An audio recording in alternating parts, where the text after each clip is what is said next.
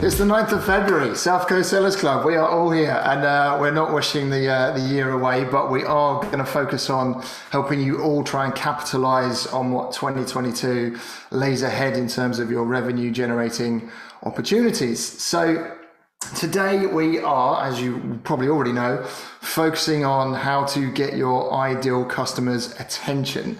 And so what we're going to run through today is a bit of an introduction of me. So next slide, please, Maestro. So if we aren't connected on LinkedIn already, there's a little QR code there that you can go and copy, get into LinkedIn, add me, and feel free to ask questions, follow my content, hurl abuse, whatever you feel is appropriate. But it's no longer just me at the South Coast Sellers Club anymore. We've got a brilliant team behind us. We're also joined with the marvellous Charlotte Morris, who is a marketing pro and expert in all things brand and business growth. So we'll be chatting with you today around lots of aspects of practical application of winning new customers and getting their attention. So I'm just going to quickly go onto our agenda, and what we're going to run through today is better understanding your ideal customer. So from here, we're going to talk about what that means in terms of having an ideal customer. We're going to talk about the channels involved, and then get a better feel for what you can do in and around some marketing as well. If you've got marketing teams in your business, Charlotte's going to offer some good advice. If you're running your own companies, there's going to be a few things in there that you should be able to apply into your company straight away. Then we're going to throw you into little breakout rooms. So we'll have a few people in each breakout room, and we'll be discussing around what you're currently doing already, what's working, what's not. And then we'll bring you back, have a brief discussion about what we saw in our rooms, and then into session 2, where Charlotte and I are going to be giving you real practical advice around what to do on LinkedIn and social media, benefits of SEO and other paid types of advertising and marketing. And then I'm going to explore a little bit more around how you engage people both on the phone, but also in conversations as well. And when I say phone work, a lot of people, get fearful of the telephone, but it's something that works very well. And I know a few of you here do a lot of telesales. So we're going to be exploring around how you capture that attention there. So after we've done that, you'll have one more breakout session. I'm going to throw you back into separate rooms and you'll all get mixed up again. And then after hearing what Charlotte and I have got to say, you can discuss what you think you might be taking forwards into your own business. Okay, so we are going to dive straight in. Let's go into our first session. And ultimately the title of this session is called Getting Your Ideal Customer Attention. All right. So before you're even thinking about getting your ideal customer's attention, you've got to know who is your ideal customer. That's the first thing that we're going to speak about. And it comes down to a few things as far as I'm concerned. And, you can sling enough mud at a wall and see how much sticks. And that's one way of going out and selling and trying to generate revenue. But who are you actually selling to? So as by way of an example, I sell to small business owners and freelancers, or large organizations that have sales teams of 10 or more people. So I've got two very distinct different customers. Charlotte, who are you and your business selling to? Yeah, hi everyone. Lovely to see everyone. For us, we have quite a very clear ideal customer with journalists and media. So for those that are unaware, Trint is a story creation platform, which essentially takes spoken word and creates content from it. So for us, we are the secret weapon for most journalists, big news organizations. We also start to think about jobs to be done. So actually looking at the ideal customer, what else or what other verticals, such as marketers, such as researchers, and that's something that is an evolution of developing an ideal customer profile. Super. So something for you all to think about right now is recognizing which wall you're going to throw the mud at, right? So regardless of what your sales activity is going to be, by really understanding who your ideal customer is in the first place, it's going to help. So things I would urge you to explore is the size of the company, the sector that they're working in, where are they geographically based, the roles within that that you are going to be then selling to? Have you got a buyer on one hand, and then have you got perhaps a user or an internal champion on the other? And you might need to engage both of those in conversation. So think about who those people are. But the one thing that will make you more successful when you're selling is understanding the problems that you are solving. So it's all well and good to go fishing in a pond of prospects and saying, right, you're my ideal customer, this is what I do, who wants to buy it? I think there's a real focus that you need to maintain here, and that is, we're not selling our products or our services to people, we are selling a solution to a problem they have got. So speak to your customers and find out what's keeping them awake at night. It might be that they haven't got a way to engage with their own customers successfully. Internal communications might be problematic. They don't know how to set up a pipeline. Reward and recognition is an issue across organizations, whatever it might be, But you've got to think, for that human sitting in that role, what's the one thing that's going to keep them waking up in the middle of the night thinking, I haven't solved that yet. I don't know how to solve it. And then obviously when you know what that problem is, you're going to be far, far better placed to be in a position to go and sell to them. So, before anything else, really understand who it is that you're selling to. Okay, so when you understand who you're selling to, what they are, where they are, what their problems are, what you do, how you fix it, and the results you've had previously for other customers, you'll be in a much stronger position to start getting their attention. Okay, So I preach about FABs, features, advantages, benefits, and adding value, and it's all about selling the benefit. I mean, Charlotte, is there anything you would add to the ideal customer profile there? Yeah, I wanted to sort of develop a little bit in terms of like end user and the buyer. I think that's really key, and just taking the marketing lens, because they're two tactics. So ultimately, the person who is buying it might not be the person who actually is going to get the day-to-day value from whatever it is that you're selling. So being able to have marketing campaigns that address or perhaps ease the financial controller, for example, of like, this is a cost-efficient solution, saves time, et cetera, et cetera. Versus, down to the end user, is that this is going to make you look great. This is going to solve all your pain problems, and again, saving time, of course. And it's just really thinking through that messaging as well. So identifying that quite quickly, and not assuming that the person that you're selling it to is the person who's going to be using the product or the service. And being aware that there are two different tactics there.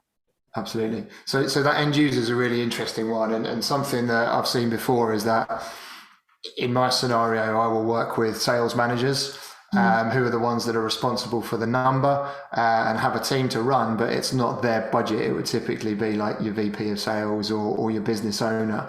And so working with the people or the individuals that are actually going to use your product or service, you can help them become internal champions and then leverage that relationship to help sell internally as well. So recognizing that they could be two different people is a really, really important part to play.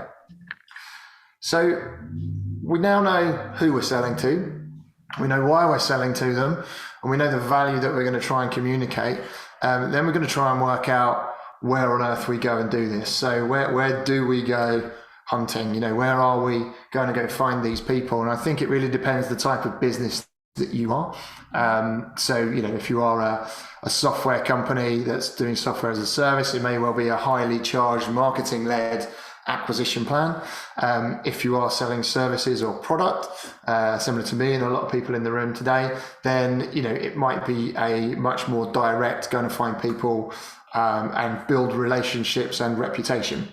So some of the areas in business to business that we can definitely focus on if you're selling to other companies are really understanding how to utilize LinkedIn and social media.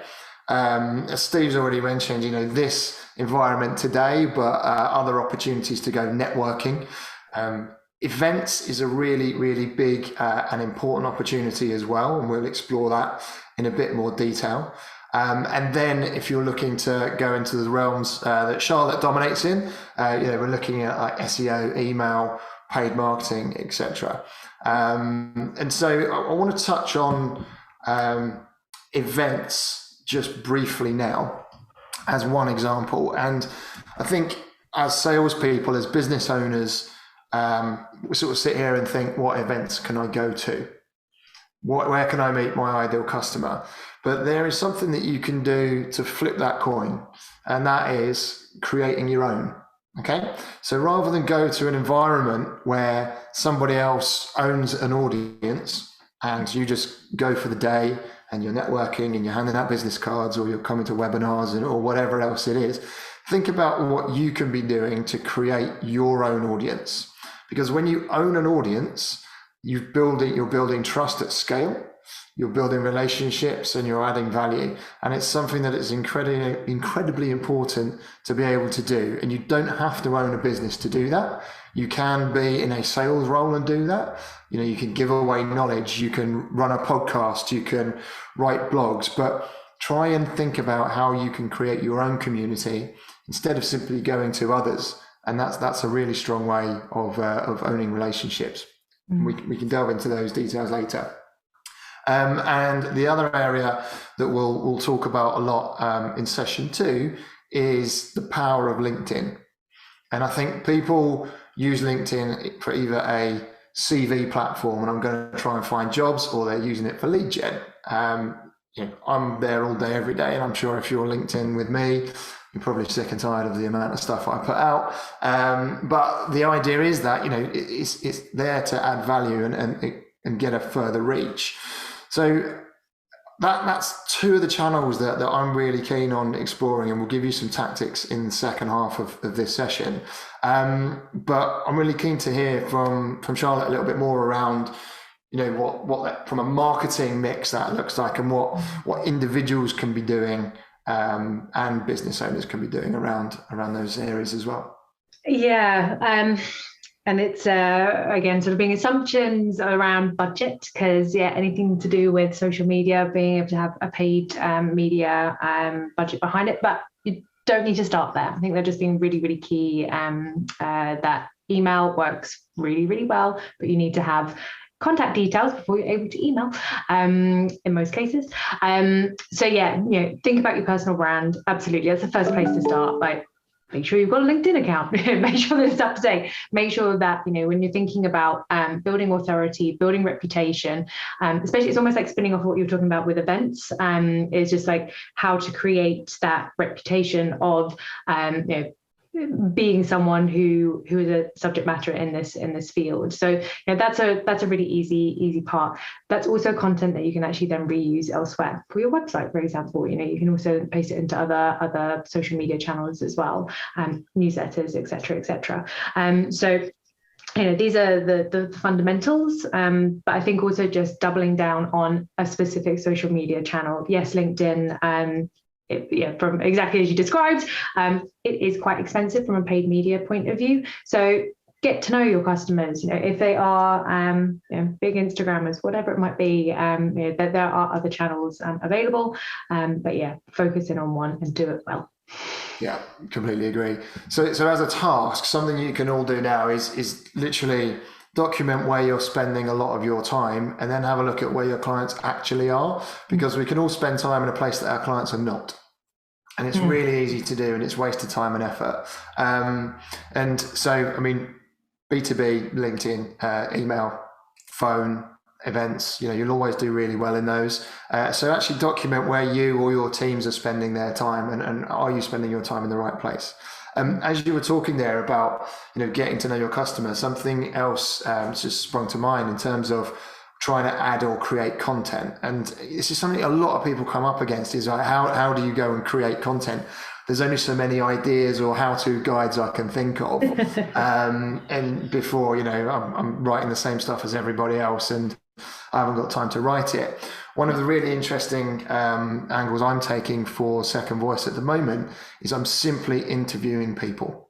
Okay, so one of the most fascinating things in the world is listening to what somebody else has to say about their own experience or opinions.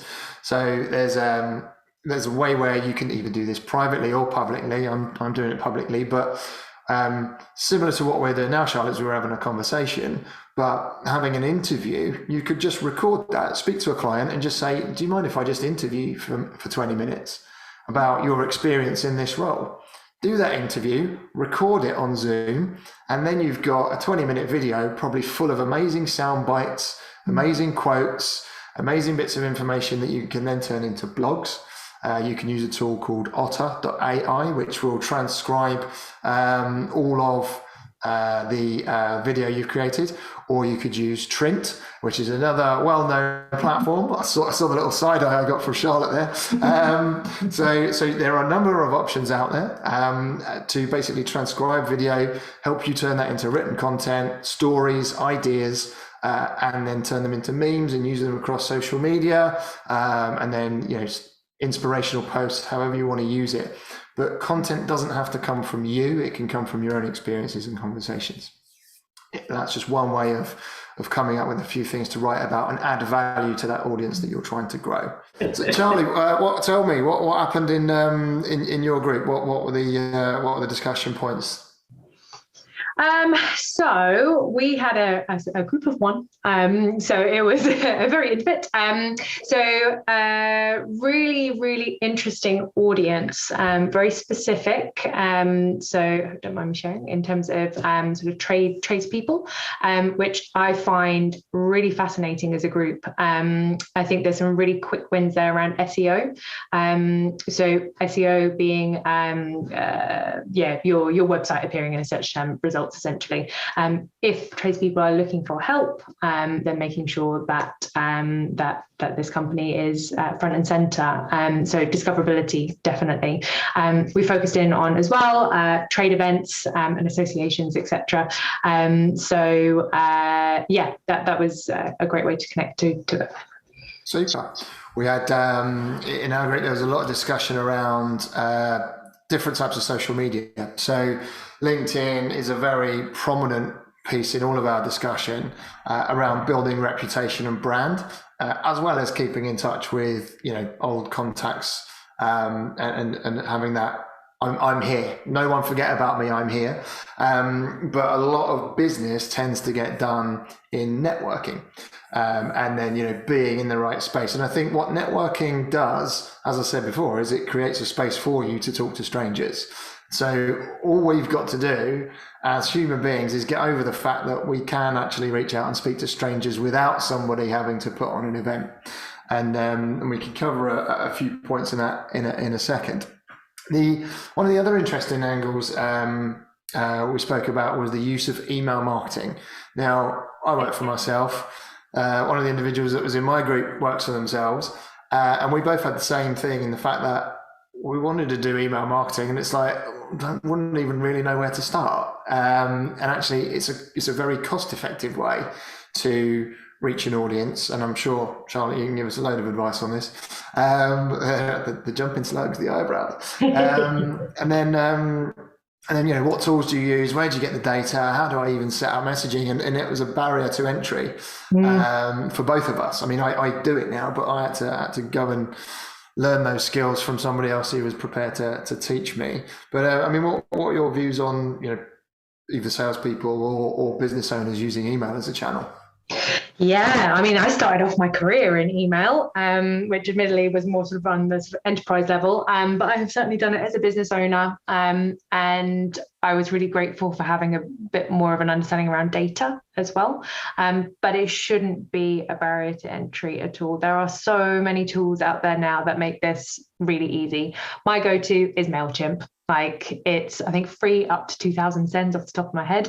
And after that, even then it's pretty cheap. Of course, it has limitations, but it is a real build an email and manage a data table by numbers. And also just having a bit of humility that even if you do end up accidentally emailing your whole database, it's just an email. So I remember sending my first email campaign and just being like, oh, it's terrifying. Oh, there's this typo, a mistype, undo. It's just an email. It's we can overanalyze the impact that it might have, but a simple oops, you've always got that in the back of your head. Sure. Steve's raised his hand. Yeah. I don't know whether he's done that by accident. Hello, mate. I haven't actually. No, I haven't actually. I wasn't sure if it'd be okay just to shoot a couple of questions in there. I was with a chap who's joined from London, and heard about the session on Meetup, which was great. And he's got the kind of music app that he's working on, really sort of early stages with it. So I was saying, when he's ready to go to market, we could potentially do a bit of promotion across our community and stuff. But also we're kind of exploring if Instagram might be something that should be used for, like, obviously it's music based. I've hit 40 now, so I'm feeling less trendy as the years go by. But is Instagram something that you guys have got sort of direct experience with, and how do you kind of assign, potentially budgets behind that? Because it is very much one of those sort of paid channels, as opposed, unless you've got like a really big social following, unless you want to kind of, Yeah. I'm happy to answer on this because actually we talked about this in our breakout, which is that we have to remember at the end of the day, we're also consumers and people, and that, B2B and B2C. And actually, if you've got a really clear audience like that, music, it's probably likely that they're going to be very active on Instagram. I would say over the past couple of years, just in terms of like Instagram for business, has significantly improved their targeting abilities. So you can get down to some level from a business angle, but previously it was just a bit like throwing it at the wall.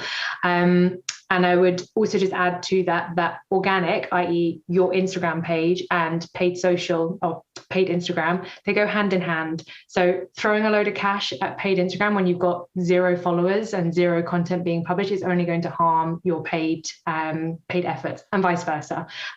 So just keeping that in mind, I would focus on growing the organic following, great content, regular posting. I mean, we're talking like up to 3 times a day. You find your happy place on that one. But yeah, remembering that they come hand in hand. I've seen too many people just throw cash at the Instagram situation, and it has a limited returns. Anything else to add on that, Ben? Well, I mean, social. I mean, most of social for me is a bit of an enigma. So I keep myself well within LinkedIn. Interestingly, Jim, who's with us today, has mentioned other emailing tools. Yet another mail merge, which does what it says on the tin. Love that. So go and check that out. And one of the tools, the tool that I use is called Apollo. So I don't know if any of you used Apollo yet. It's apollo.io, and within that there's elements of free, but you go up to paid plans and you can run email sequences within that. But it will also allow you to go and search from, it's a small figure, something like 250 million contact details. So if you are looking for prospect company data, have a look at apollo.io. I'm not on a commission with them. It's just something that I use.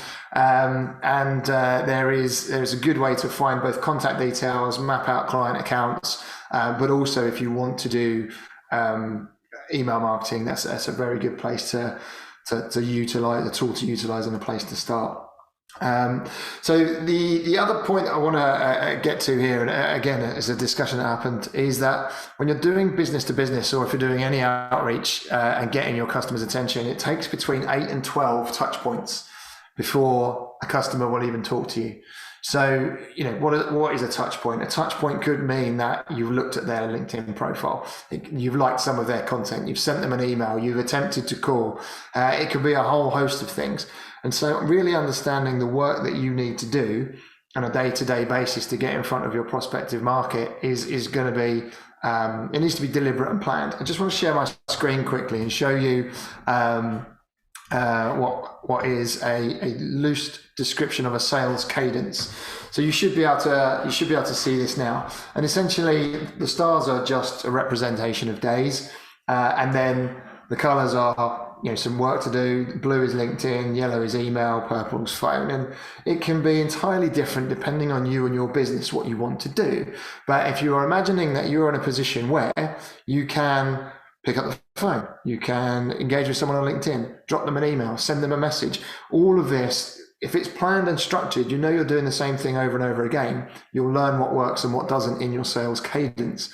And if the cadence isn't working, you switch it up and you try something else. And that way you've always got data and some form of analysis leading the sales work that you do. So I can share that afterwards. if anyone wants a copy of that example cadence. But when it comes to LinkedIn, there's a lot of tricks that people don't use. So we've all been sold to with cold messages, right? Someone connects with you and then you get a sales message in your inbox. It's fundamentally the wrong thing to do, and it's painful. So think about building a relationship. All you need to be doing is building a relationship and adding value. So if you see somebody that is asking for a service or as a question, and you can connect them with somebody else, just tag that other person in the post and do some work without any intention. Your intention is not to sell. Your intention is to add value. Share anything that they're posting. Put your opinion on their articles. And engage with their brand persona before you're even sending a connection request. And if you are connected with people, remember, we've got more connections than we engage with or see on our timeline. So there will be loads of people that you're connected to that you haven't spoken to ever, or if not ever, years. So go through that list of connections on LinkedIn and find the ones that could be prospects and just say, we've been connected on here for ages and we've never actually spoke. I would love to know a little bit more about what it is that you do. And if you think they're going to ignore you, and they might, send a video. People aren't using video enough in LinkedIn messaging, and people get scared of the telephone. People fear, being in person and speaking to strangers. If you record a video, hi Charlotte, I'm Ben, I'm from Second Voice. We've been connected on LinkedIn for about 8 months now, and I realised I've never actually spoken to you before. Let me know if you're around. I'd love to find out a little bit more about Trim. Yeah. Send. Yeah, I've not had that before, but I have started to see it in email. So yeah, I really, I'm looking forward, I think, to my first LinkedIn video message. But instantly it breaks down barriers. Like you move from being sales to you're a person. You Absolutely. Live and breathe. So yeah, I love that. I'd love to see more. Yeah, I mean, you can send voice notes, you can send video, you can engage with people on WhatsApp. You're borderline invading their personal phone zone there, but however you want to operate.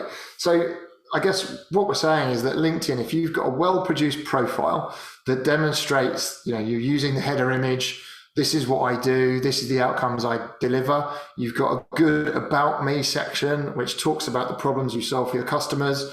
Go and look at my LinkedIn profile and you can rip it off, copy that and using the headlines, make sure that you've got some pinned content that show maybe testimonials or the services you offer. If you've got a good profile, it's then about going to look at the businesses that you want to work with and treat LinkedIn as if you were at a networking event, because LinkedIn is all about networking. So how do you meet a stranger at a networking event? You're probably sat at a table next to them. And the opener is probably like, hi, I'm Ben. What's your name and what do you do? Do that on LinkedIn. There's nothing stopping you doing that. You will get loads of results from that. And if nothing else, you will learn a lot about people when you never know that one person you speak to might be the person that introduces you business, not necessarily buys from you. So never underestimate the value of building out that network in a broader sense. So build that audience, build that community, get in front of that client by adding value. All right. It's not about telling them what you do, and no one cares what you do. No one cares what I do. All they want to know is that they've got their problems fixed, or you can make their headache go away. Okay. So sell and lead with value, not with features or services. I'm going to shut up for a bit and I'm going to let Charlotte talk about the dark art of SEO and marketing and social media. Oh, the dark art. So all of this, everything is connected as well. So it's just trying to sort of remember that everything flows on. So help yourself. Start with your SEO. Is your website up to scratch? Get all of those free leads who are literally Googling and searching for your solution. So really start. This is again coming back to the ideal customer profile. Is like, what are their pain points? Because they'll be Googling it. How to fix a table, if you fix tables, whatever it might be. Think a bit more creatively. There's tools out there that can help you with getting your SEO, keywords, etc. I'd recommend something called SEM Rush, and Ahref is another one as well. But Google is a great place to start, and that's okay. It takes a little bit of getting used to, but Google runs a really great training program called Google Digital Garage. It takes a couple of days, I suppose, just to get through, but something you can really sort of just add in over a couple of hours over a week, and really just gives you the basics and sort of understanding. But yeah, anyone can set up a Google Analytics account. So that's your first port of call. The real easy, low-hanging fruit, people who are looking for a solution like you. Secondly, making sure that once they're on their website, they know how to contact you. And I know it sounds really obvious, but make sure you've got a contact form on there or an email address, and that it's not just, great, here are my services, and even if it's a link out to social media, it's like, no, what is the actual way to contact? So again, you can then start to use that as a destination site when you're running your adverts as well, of how to get in touch as well. Moving through, then this really starts to come back, and we keep on talking about content, and that means different things to different people, but just start at the basics. What is it that people are searching for, and provide the answer. So if it is how to fix a table, well, here's how to fix a table, or you could use our services. That's how you increase your discoverability, and again, start building your reputation around that. In terms of sort of the entire marketing mix, if it was something that I could just share, like do this, this, and this, we'd all be millionaires. You need to figure this out for your company. But again, just starting off one at a time, but recognizing they all come together eventually, but a lot of testing. I would definitely dedicate some time and space to A/B testing. It's something that I think we overlook as sort of early business founders. I think we're constantly doing it and not realizing, but just having some frameworks and a set testing period for it, I think is. Can you just explain what that is for those that don't know what A/B testing is? Sorry. So if we were looking at your website, or a website, then it might be testing what the call to action is. So what's the button? It could be as simple as that. Of like, is it contact me, or is it find out more? Is it here's how to get hold of me? Whatever it might be. Just being able to just test these elements of your funnel, essentially. But it might also be testing keywords. So by keywords, that's the how to fix a table. I wish I thought of a better example. I literally like looking at my desk of like, what else is there? How to fix tables. Your keywords are how to fix a table. And being able to experiment with actually what works and what doesn't. So you can do that on email. You can do that on LinkedIn messages. You can do that on your proposals. I have 2 or 3 different variations of what you do and see which one gets the best bites. Exactly. Email, to be honest, that's actually a great place to start. Most platforms, will have some kind of testing, even if it's just testing the subject line. Start small. So I think actually fundamentally it's really where A/B testing really started, was email as the first channel. So sort of moving through, again, just be where your customer's at. So again, going back to the ICP, the ideal customer profile, if they are more likely to be on a social media channel, zone in on it.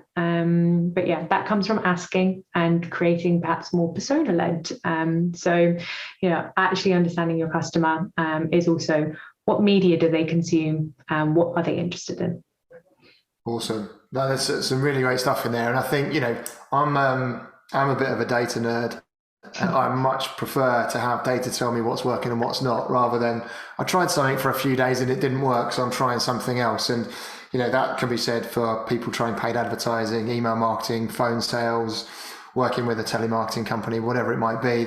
It does take consistency to actually get those results. So don't be quick to give it up if it doesn't work straight out the blocks. Brilliant, thank you, Charlotte. And I wanted to just talk a little bit about phone sales, because some of you here do work on the phones. and telesales is a massive channel. And I think what we've got in the first instance is when you're phoning someone, it might form a later part of your sales cadence, and I'm just doing some outreach after you're more familiar with my name because I've emailed you and followed you on LinkedIn, whatever it is. But if you are calling cold, there's a few tips and tricks that I've learned along the way that help you make the most of that first sort of 5-6 seconds on a call. More so now, since the pandemic, people aren't getting cold called as much. And because, we're discussing LinkedIn and email as other channels. So because they're not getting cold called as much, actually it's quite novel. The same as writing someone a letter. People don't expect that anymore. So handwritten letters to people in gold envelopes, if you're looking for a key account, they'll open that gold envelope, I promise you. And a handwritten letter will be so novel and none of your competitors will be doing it. If you need any gold envelopes, speak to Jim Cunliffe. I'm sure he'll sort you out. Anyway, so the thing that I wanted to talk about is actually getting attention on the phone. So the first part of this telesales outreach bit, and you can apply this to just speaking to someone cold as well, but it's made up, in my view, and there are many ways of doing this, but it's made up of 3 sections. So a good introduction, a hook that's going to get them curious, and then a smack of credibility. All right. So this is who I am. This is why you should listen to me. And this is why I'm good at what I do. All right. So one of the examples that we use in terms of an introduction is not just, hi, I'm Ben, I'm calling from Second Voice. That is an introduction. But if you end that with a very short sentence that says, I haven't caught you at a bad time, have I? Now, the English isn't perfect on that, but what it is doing is it's going to give somebody an opportunity to tell me no, right? So whenever someone is being cold called, the mindset they're in is, I want to say no. So when you say, I haven't caught you at a bad time, have I? The default position, they're probably going to say no. And then that's just giving you permission to carry on with the next part. But it also allows them to control the conversation, albeit they've just opened the door for you. So there is a bit of, it's not even reverse psychology, it's just underhanded tactics really, but there's a one way, and try and test that with different questions, because people do like to say no. But it also shows that you are being courteous and you are recognizing that they might be busy. So that's the first element of an introduction tactic. Then I'd move into a hook. And the hook is something that's going to get them engaged or inquisitive about why they should speak to you. Ask them a question and something really basic, like, I wonder if you can help me for a brief moment. Right? So it does a few things. It gives them a position of authority again. So they're in a position where this person needs me and wants my help or my knowledge. That makes them feel valued. And you're using the words brief moment, which means it's going to be short. So let's just recap quickly. They've given me permission to talk to them. I'm now asking them for help for a brief moment. Okay. So I'm now into the conversation, and what we want to do is add credibility. So when they say, sure, yeah, okay, you're then going into, I've recently been working with Richard Branson over at Virgin Media, and I've been discussing that the majority of the sales process is now automated for his business. Is this something you're starting to see yourself? So what we're trying to do here is say, I'm working with a company that's the same as yours. We've discovered that there is a problem or an opportunity, and then I'm asking you a question about whether you've seen it or not. And what that does is it allows your prospect to say, I get it. You are working with the same business types as me. You are understanding that the problems I face. And then you're asking me about my own experiences. And you've asked a nice open question, and somebody's going to start engaging with you in conversation. And all of a sudden they will forget that you are calling from ABC and they don't know you, because you've done a strong introduction. You've got permission from them. You've been sympathetic to the fact that they're busy. You've shown credibility. You desire their input and authority and knowledge. And now you can start to engage with them on their terms around what they want to talk about. And as soon as you've got them into conversation, then that's where we can speak about in our session to come how you start to engage with those prospects and what it is that you can do to unearth what their main problems are without being assumptive. So telesales is tricky, and not everyone on here is going to want to do telesales, but using a framework like that, and I'll share it when we post this video on YouTube, I'll share that example in the show notes as well. But if you can structure an early stage bullet points or script, you can use that in phone calls, you can use that structure in direct messaging on LinkedIn, you can use that structure in email marketing, albeit less conversational. And better still, record a video, send it to some prospects on LinkedIn. Record a voice note, send it to some prospects on WhatsApp. Facebook Messenger. I mean, Charlotte, you raised a really good point there. How do I find you? How do I contact you? I mean, how many people have actually got either a Facebook Messenger or WhatsApp set up on their website? If you're running your business on Facebook already, have the Facebook Messenger app plug-in on your website so people can talk to you straight away from your website. You know, there's loads of things that you can do around that. So, I mean, you can tell I get a bit passionate about telesales. I suppose I just wanted to add there, Ben, because we hadn't talked about it, but just in terms of content and just everything you're describing there of the Richard Branson, for example, get that into a written case study, get that on your website, and, you know, being able to back that up. So if you're stuck for content ideas, it's a great place to start. It's just like, you know, if you don't believe me that I say that we're great, look at, you know, Richard Branson, he says that we're great.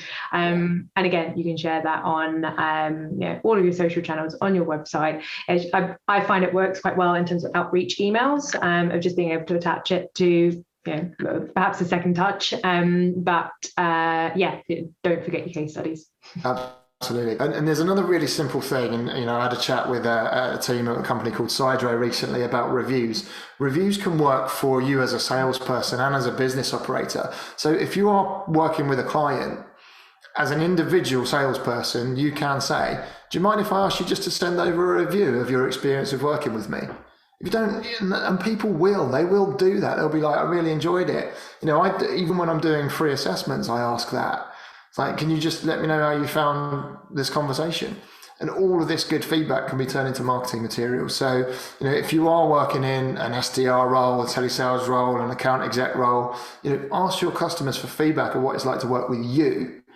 If you're working for yourself, get that feedback, get those testimonials in, and continue to not be shy about all the successes you've given your clients, which is a really good thing. And let's make sure we use that as high value content. How was your session? Yeah, good. So Jim and Dami and I sort of discussed two very different businesses. Dami's just popped on the chat if anyone's looking for UX services. So a wonderful example of networking. And yeah, Dami, can't wait to see. Putting in place what we discussed, which was very much in Dami's case, that his portfolio sits not on his own website, so unable to optimize for SEO discoverability. Thinking about LinkedIn, how as a buyer we're searching for a specific UX designer, for example. So also keywording your LinkedIn. Cool. So the conversations we had, amazingly, I think everyone got mixed up other than the room I was in. So we had exactly the same three people. One really good point is when you are out networking, don't go networking to sell and get something, right? You need to be building your network and building those relationships when you don't need it. And then when you do need it, you can then, you know, ask the questions after you've built all the value, and, you know, be present when you don't want something. Remember, just be a decent human being. That's a great point. And then, yeah, I mean, it doesn't hurt. And then one of the other areas was around, you know, looking at those mailing lists, not necessarily using email for cold marketing, but just staying in touch, sharing your successes, sharing your blogs, and then adding value even on a quarterly basis is just keeping you front of mind, which is a really good one. But look, we're fast running out of time, so I'm going to fly through some summaries. 1, get a sales cadence. Understand what you should be doing in order for every customer, whether that's phone, email, LinkedIn, networking events, whatever it is. Get a plan and stick to it. And when it doesn't work, mix it up, try something different. Start using video outreach if you want to. Video and voice outreach on LinkedIn, it will make you stand out. Get in touch with connections that you've never spoken to before that could be prospects, and use the network that exists already. Refer back to some of the telesales tips that I gave you about a good intro, hook and credibility statement. But ultimately make sure that whatever you're doing is consistent and purposeful. As always, if you want any more tips from myself or Charlotte, you can contact us on LinkedIn. Can we have the slides up, please, Charlie?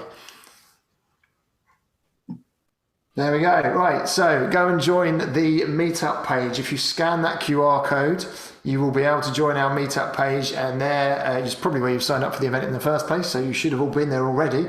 But if you haven't joined, go and follow the page, and where we will post all of our events, informations and further topic, and we'll share some of the stuff that we've spoken about today as well. Next slide, please, boss. And we've also got a Slack channel. Okay, so it's a very new Slack channel, but we want to see you there, and that's where you can get access to the Silicon Brighton team, Charlotte and myself, ask questions of each other as well, and then be in a position to add value, and share the love and do what you can in there.